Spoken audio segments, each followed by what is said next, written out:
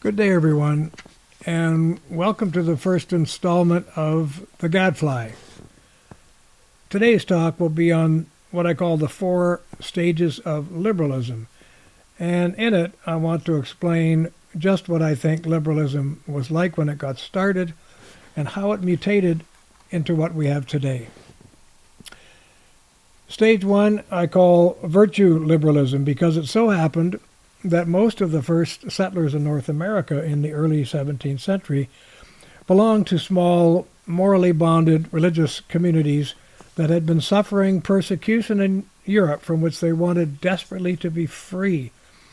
So at considerable personal risk and sacrifice, they migrated to the New World with the intent of creating a better world of religious tolerance and freedom of conscience.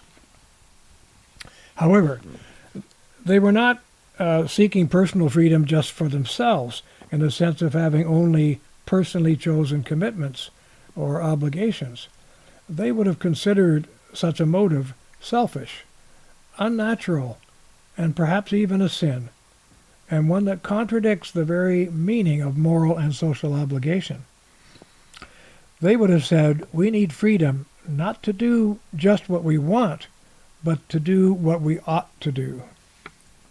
In other words, and this is certainly radical from today's point of view, we need freedom to be good.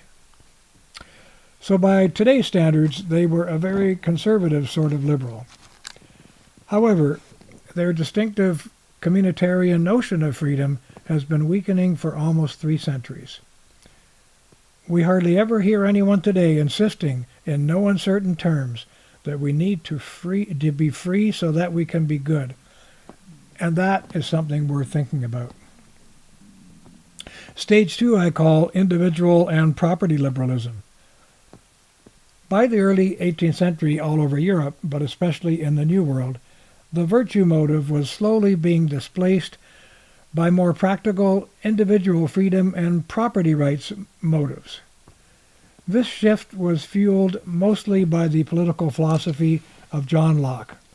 And we refer to this stage traditionally as the classical liberal phase. Its main features were individual freedom, the right to own property, the right to free market exchanges, and so on. But perhaps most importantly, it was the idea that individuals create their own society and their government by contract for protection of what he called their natural rights. And accordingly, they agreed to surrender some of this freedom to the authority of the sovereign to get that protection. But surely the most radical Lockean idea was that the people have a right to give direct or indirect consent to all the laws under which they live, or they are not bound by them.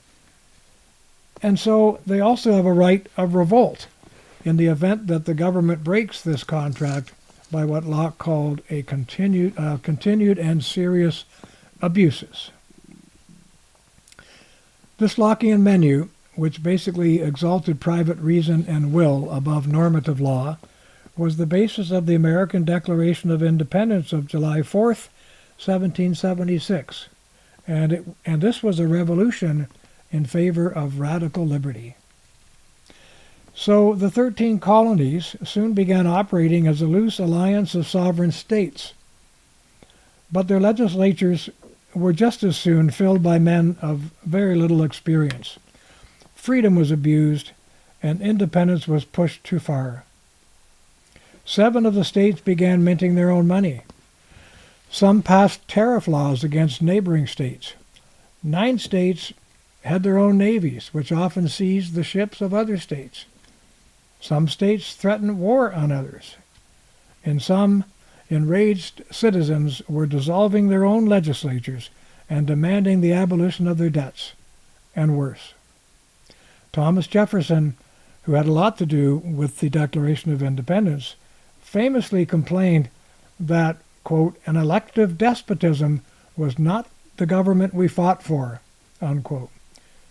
And Alexander Hamilton wrote that the 13 states had become, quote, wretched nurseries of unceasing discord, unquote. So something had to be done to prevent chaos within and war between them. The U.S. Constitution of 1787 was the result. It was, in effect, a revolution in favor of government. And it was a very conservative document with the emphasis in the phrase United States on the word united rather than on the word states.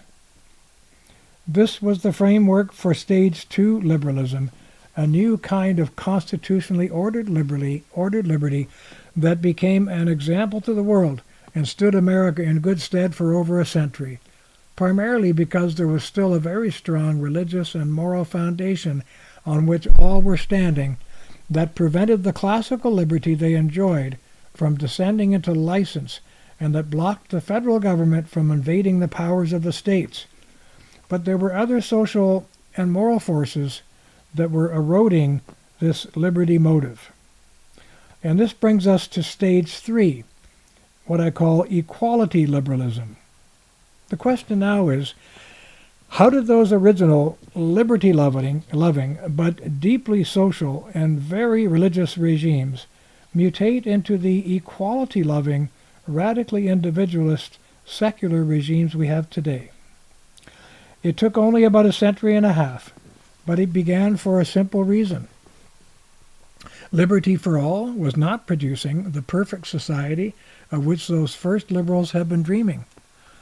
That century and a half saw many things: the rise of science, a continent-wide rural-urban migration, which is still going on, a growing materialism, a corresponding steep decline in religious ideals, unprecedented levels of wealth, and along with this, the emergence of what was looking very much like a permanent underclass of people who had fallen or who were born into poverty, or who had simply lost their will to seize the opportunities of a free country and to rise by their own efforts.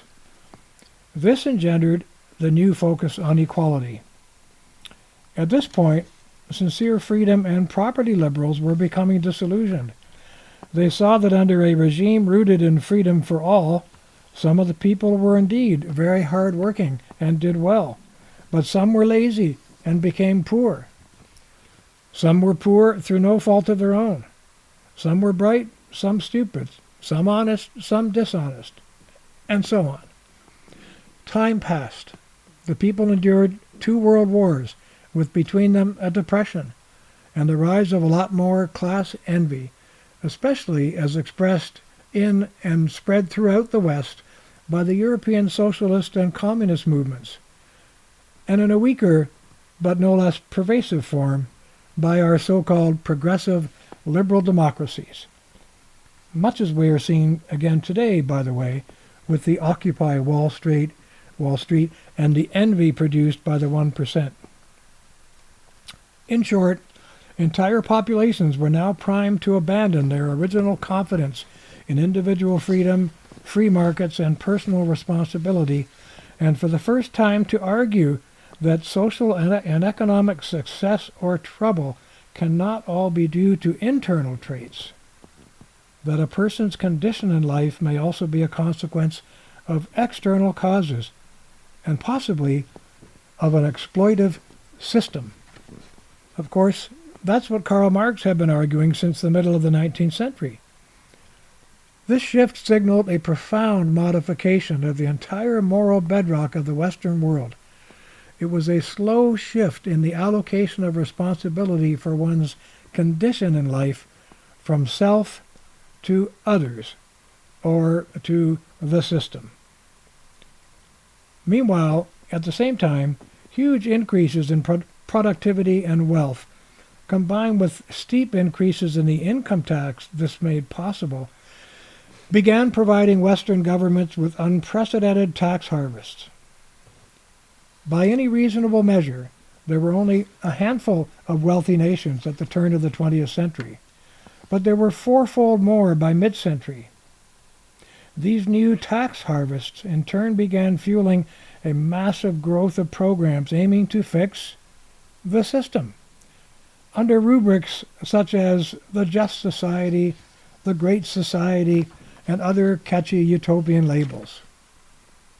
For the first time in history, a quasi-official argument of state was being developed to the effect that economic and social equality excuse me, are preconditions for liberty. This was different, and it boiled down to a new, and, if equality has to be forced by law, a logically flawed equation. Namely, that equality equals liberty, or is essential for liberty. In short, those original Stage 2 freedom liberals were mutating into modern liberals, or more simply into statists. That was inevitable, because you can't equalize a free people except by force of law, with the enormous bureaucratic machinery required to take from some and give to others, and to implement and monitor those laws. That is, to search out and adjust inequalities in the citizenry by force. This is danger language. In short, the modern democracies were slowly abandoning their previous emphasis on freedom for all under laws that were equal for all to adopt the big government banner of equality for all under unequal laws. But this was a radically new problem, for all the liberal democracies were now embracing a self-imposed contradiction. Most of them were slowly becoming so-called social democracies. But how can there be such a thing? Socialism mandates top-down control to produce the desired equality of outcome. But a liberal democracy demands a bottom-up liberty of outcomes, whereby individuals behave independently and express their natural differences under laws that are the same for all. So the focus here is not so much now on so-called natural rights, but on natural differences under laws that are the same for all. At this point, we could say that the entire Western world was shifting from its original emphasis on creating an equal starting line for everyone to an emphasis on an equal finishing line for everyone. Given enough time, a self-imposed contradiction this deep would eventually mean complete policy paralysis and decline. So there would have to be a fourth stage, or mutation. And I call this mutation Libertarian Socialism. This is the most recent and perhaps the final mutation of the Western democracies. For now, they all had to face the same question, namely, how can we equalize, subsidize, control, and guarantee by force of law, that is, by the will of the state, more equal conditions of life for everyone, as the totalitarian states of the 20th century had been trying to do, and still call ourselves free? Well, divide and conquer would be the answer. The first step was to split the political body into two bodies, into a private body and a public body, each with its own justifying ideology. There would be complete freedom of individual will for all things personal, sexual, and biological, such as the abortion right, easy divorce, homosexual rights, contraception rights, transgender rights, pornography rights, gay marriage rights, a euthanasia right, even a personal pronoun right to create your own gender, and who knows what's next. All of this was to be available to everyone equally in the name of freedom. The most astonishing national symbol of this new, wholly free, private body is surely the in-your-face reality of virtually unlimited, uncensored pornography, with all the perversities of choice streamed into billions of homes, hotels, and computer screens and cell phones by cable, satellite, and the internet. We, the people, have never been so free, was the intended message. But at the same time, in most once free and minimally regulated democracies, and with astonishing speed, there would now be a newly aggressive exercise of a pervasive public will, a new vast public realm of invasive regulation and guaranteed public goods, funded by increased taxation and massive and permanent public debt extending the tentacles of government into a myriad of formerly private properties, social, artistic, and community activities, and commercial operations, while positioning the state as the generous benefactor, regulator, and protector of all equally. The result is that the typical citizen of a modern democracy now lives in all private matters like the ideal libertarian, who demands complete individual freedom with respect to things private, personal, sexual, and moral, as he or she can imagine and defend as compliant with not harming others. But with respect to all things public, this person is similar to the socialist, who reaches reflexively for government solutions and support of as many social and economic goods and services as the state has deemed it feasible to provide. What is the government going to do about this? Is today the most common citizen question. The result is that although historically libertarians and socialists have always despised each other's ideologies, after all, each was developed specifically to oppose the other, the two have now been successfully fused beyond the dreams of even the most ambitious social planner into a hybrid system or synthesis that is part libertarian and part socialist. The end result is our novel regime type, which, as I say, I call libertarian socialism. And it is a fusion of opposites that has become pervasive in the Western world in an astonishingly short period of time.